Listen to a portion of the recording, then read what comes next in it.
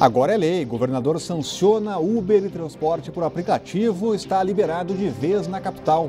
Ameaças de bombas. Às vésperas dos Jogos Olímpicos, 2 denúncias. Uma delas em shopping a poucos metros da seleção do hotel da seleção brasileira. Sem acordo, greve do metrô chega a 49 dias depois de mais uma tentativa frustrada de negociação. Impeachment, o relator apresenta parecer final em retomada de processo que já dura 9 meses. Os fatos da política, do DF e do entorno que você confere a partir de agora no Band Cidade, primeira edição.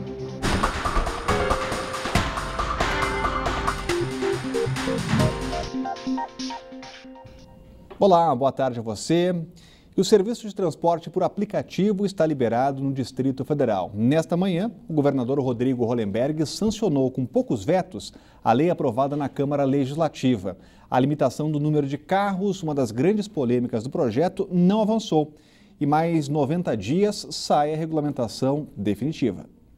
Agora é lei. O projeto que libera o transporte individual de passageiros foi sancionado pelo governador Rodrigo Hollenberg nesta manhã.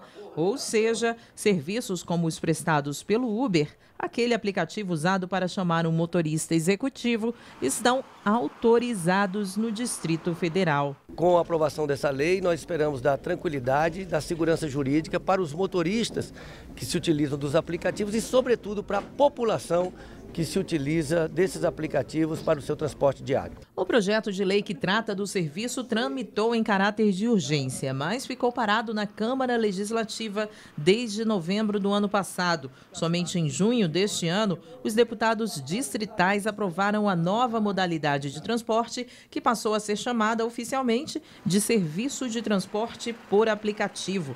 Mas ainda restavam dúvidas, como a definição do número de licenças a serem liberadas. É uma demanda nova que vai impactar, obviamente, mas nós estamos trabalhando para que isso seja resolvido. Agora, como eu disse, uma quebra de paradigma. É fundamental oferecer serviços de qualidade. Quem vai ganhar com isso é a população. Não há limitação do número de veículos, que era a minha grande ansiedade. A segunda diferença é que terceiros poderão se utilizar de automóveis, o que baixa o custo para o consumidor. A liberação do transporte por aplicativo foi bastante esperada. Desde que chegou a Brasília, o Uber causou polêmica, protestos e uma onda de violência. Enquanto o serviço não havia sido autorizado, a capital presenciou uma série de agressões verbais e físicas entre taxistas, motoristas do Uber e até quem não tinha nada a ver com a disputa por passageiros. Em junho deste ano, por exemplo, este homem e os 3 irmãos foram agredidos quando chegavam de férias em Brasília por mais de 30 taxistas. Em março deste ano, houve outro ataque, quando um motorista do Uber pegava passageiros perto de um ponto de táxi em um shopping da Asa Norte. Em outubro, o alvo do grupo foi este motorista do aplicativo. Ele foi apedrejado e o carro amassado no setor hoteleiro norte. A gente espera não ver novamente essas cenas lamentáveis. Pois é, a cena muito triste, cenas que devem ficar no passado mesmo, porque afinal de contas o que importa mesmo é a satisfação do cliente. O que os taxistas de Brasília precisam fazer é como fizeram os taxistas de São Paulo. Eles perceberam que estavam perdendo tempo e dinheiro nessa briga boba pelo espaço no mercado de trabalho desse tipo de transporte público. O que é que os taxistas de São Paulo fizeram? Começaram a concorrer com o Uber no seu campo de atuação, melhorando a qualidade dos serviços e até oferecendo descontos mais atraentes do que os descontos do Uber. E com isso eles estão reconquistando clientela e o mercado. É isso que tem que ser feito. É o mercado que deve presidir as iniciativas tanto de um lado quanto do outro. Não é no grito que se ganha mercado. E às vésperas dos Jogos Olímpicos, 3 ameaças de bombas foram registradas no Distrito Federal. Só no mês de julho, a polícia contabiliza até agora 7 ocorrências. A caixa com rojões foi deixada ao lado de uma banca de jornal que fica na QNL 7 em Taguatinga. O esquadrão de bombas do BOPE foi acionado para fazer uma varredura no local. Já na noite dessa segunda-feira, a polícia foi chamada após uma panela de pressão explodir em um estacionamento que fica em frente ao Conjunto Nacional. Dentro dela, a PM encontrou apenas pregos. A polícia ainda procura o responsável pela explosão. Com indícios de atentado terrorista, a Polícia Federal esteve no local e recolheu material para a perícia. E o governo federal garante que fez o dever de casa para garantir a segurança nos Jogos Olímpicos. Mais de 60 países vão trabalhar juntos, direto de 2 centros de operações. Um deles aqui em Brasília e outro no Rio de Janeiro. As forças de segurança estão tranquilas de que não haverá qualquer ataque terrorista durante as competições. O Centro de Cooperação Policial Internacional de Brasília vai unir policiais de 28 países com a Polícia Federal Brasileira em uma operação conjunta para a segurança dos Jogos Olímpicos. O mesmo centro será inaugurado no Rio de Janeiro nesta terça-feira, com uma estrutura ainda maior, que vai contar com policiais de 36 países. A presença de policiais de outros países em conjunto com os policiais da Polícia Federal do Brasil, hoje é motivo de orgulho para nós. Esse tipo de ação integrada já logrou êxito na segurança da Copa das Confederações e da Copa do Mundo que ocorreram no Brasil. O ministro da Justiça, Alexandre de Moraes, explicou que o objetivo dos centros é combater qualquer tipo de crime durante a Olimpíada. Sempre é com a ideia de prevenção. Não há nada mais inteligente para o combate à criminalidade, para o combate ao terrorismo, para o combate a qualquer tipo de criminalidade do que a prevenção. Inteligência, informação, cooperação. A Polícia Federal terá acesso a informações sobre todas as pessoas que desembarcarem no Brasil vindas do exterior. Aquelas que estiverem com documentos falsos ou que tenham alguma pendência na Justiça serão automaticamente identificadas por meio do sistema de integração e levadas para a delegacia mais próxima do aeroporto. Isso, inclusive, já aconteceu em São Paulo. Uma pessoa que vinha da Inglaterra, mas de nacionalidade, salvo engano, do Catar, quando ele colocou o dedo, deu que havia um mandado de prisão expedido pela Inglaterra e a Interpol estava procurando por estelionato, salvo engano, cheque sem fundo, mas havia, isso constou e ele foi imediatamente deportado. Nós fizemos a lição de casa, ou seja, tudo de mais moderno, tudo que há de integração com outros países, tudo que há de informação, inteligência, nós temos no Brasil. Então, nós estamos preparados para qualquer eventualidade. E nesse momento, fundamental é realmente prevenir. O ministro da Justiça tem que fazer mesmo esse discurso otimista, e otimistas estamos todos nós.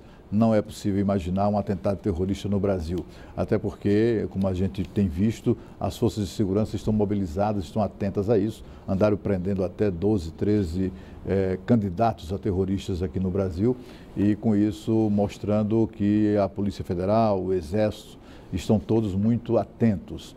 O problema é que o Brasil chegou atrasado nisso, né? O governo Dilma Rousseff, durante todo o tempo, engavetou um projeto que era uma exigência da comunidade internacional, um projeto de criminalizar o terrorismo. No Brasil, o terrorismo não era crime até o mês passado.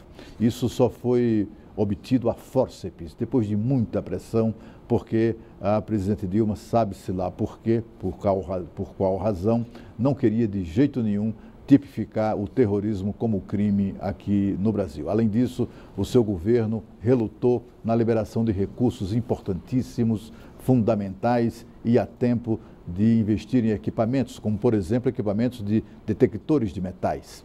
Muitos dos locais de jogos estarão desprovidos de equipamentos fundamentais, exatamente porque, quando o governo acordou para o problema, já era tarde demais, já não havia tempo de importar esses equipamentos. Os equipamentos em uso nas Olimpíadas são equipamentos tirados dali, tirados daqui e, portanto, desfalcando outros setores importantes para, não havia outra alternativa a não ser isso, para tentar evitar o terrorismo. O fato é que o governo da presidente Dilma, ela própria, mandou muito mal nessa questão da organização dos Jogos Olímpicos e agora o Brasil usa as armas que tem, usa as possibilidades que tem e parecem suficientes para enfrentar essa questão da ameaça à segurança da Olimpíada. O relator do processo do impeachment, o senador Antônio Anastasia, apresenta o parecer sobre o afastamento definitivo da presidente Dilma Rousseff. É a reta final do processo que completa hoje exatamente 9 meses. A gente vai ao vivo falar com a Renata Dourado, porque tem muita movimentação no Congresso, né, Renata? Uma boa tarde a você e sem perspectiva de mudanças lá no cenário, né? Pois é, Rodrigo, muito boa tarde para você, boa tarde para o Cláudio Humberto, uma excelente tarde para todos que nos acompanham. Então, passada aquela fase, né, que foi bastante cansativa, nós inclusive acompanhamos aqui aquelas sessões longas de se ouvir as testemunhas, várias testemunhas de acusação, várias testemunhas de defesa. Então, o relator, senador Anastasia, está apresentando exatamente agora esse documento que tem 440 páginas, imagine você, tudo que ele ouviu, tudo que ele analisou, toda a análise que ele fez, né, esse exatamente é o trabalho, portanto, do relator. Então, ele apresenta agora esse documento para essa comissão especial. Pelo que a gente verificou, enfim, é bem possível, claro, que ele vai propor a continuidade do processo de impeachment. E é bem possível também que esse relatório seja aprovado nessa comissão, porque a maioria dos senadores que fazem parte dessa comissão, a maioria é favorável à continuidade do processo de impeachment. Então, como é que vai ser essa etapa? Ele apresenta hoje esse relatório, que vai ser discutido hoje e amanhã. Então, a previsão é que na próxima quinta-feira, os senadores que fazem parte dessa comissão possam votar esse relatório. Nós temos imagens ao vivo agora dessa comissão. A reunião estava prevista para começar meio-dia, começou agora há pouco. Agora a gente vê aí o advogado de defesa da presidente afastada Dilma Rousseff, José Eduardo Cardoso, né, que todo o tempo aí desse processo, na Câmara, no Senado, fez essa defesa bastante enfática dela. Então agora ele está aí com a palavra. E antes disso, o próprio presidente, que a gente vê aí imagens agora, o presidente Raimundo Lira, ele chegou a dizer, há uma certa polêmica com relação à data prevista aí, proposta pelo presidente do Supremo Tribunal Federal, Ricardo Lewandowski. A gente se recorda que ele propôs aí a data do início do julgamento no dia 29 de agosto. Só que alguns senadores levantaram a bola e levantaram a questão que, na verdade, eles gostariam de finalizar esse julgamento em agosto. E pela previsão do próprio presidente do Supremo Tribunal Federal, o julgamento deve durar aí entre 4 e 5 dias. Então, é óbvio, começando no dia 29 de agosto, não terminaria em agosto. Então, o próprio presidente Raimundo Lira disse que vai ter um encontro, uma audiência com o presidente Ricardo Lewandowski para propor uma outra data. Qual seria essa data? Dia 26 de agosto. É uma sexta-feira. Então, os senadores trabalhariam na sexta, no sábado, no domingo, finalizando, portanto, em agosto. É uma proposta que ainda vai ser levada para o presidente do Supremo Tribunal Federal, Ricardo Lewandowski. Mas é isso, a gente está acompanhando, começou hoje aí, como a gente viu, bastantes discussões, possivelmente o relator ainda não apresentou de fato. Dentro desse âmbito aí, dessa comissão especial, a gente percebe que há discussões bastante calorosas, né, com relação a esse tema. É um tema que realmente é bastante polêmico, mas é isso, Rodrigo. Até então, o calendário é esse. Na próxima terça-feira, isso deve ser levado para a votação em plenário. E aí, qual é essa etapa dessa votação? Os senadores vão decidir pela continuidade ou não do processo. Decidindo pela continuidade, aí sim tem esse julgamento final, que é possível que a data mude, mas até então vai ser no dia 29 de agosto. Rodrigo. Obrigado, Renata. Acompanhando os trabalhos retomados agora na comissão de impeachment, sem expectativa de surpresas por lá, Cláudio Humberto. Não na comissão. Na comissão realmente não há expectativa de surpresa. O senador Antônio Anastasia concluiu o seu relatório, que eu tenho informação de que é devastador contra Dilma, concluiu ontem ao meio-dia. Não mostra ninguém, mas já está pronto o relatório. Ele que é muito organizado, muito estudioso das questões e cumpridor de prazo. O fato é que os defensores da destituição definitiva de Dilma, que é a maioria dos senadores, estão assim um tanto quanto desconfiados dessa necessidade ou desse empenho do presidente do Supremo Tribunal Federal, Ricardo Lewandowski, de garantir esse grande finale para a presidência dele no Supremo.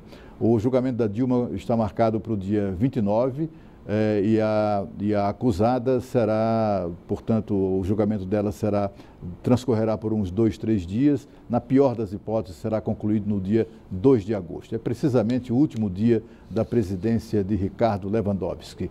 Como se sabe que das relações profundas de amizade entre Lewandowski, Lula e Dilma, os senadores que são favoráveis à destituição definitiva da presidente afastada e investigada ficam ali um tanto quanto com uma pulga atrás da orelha.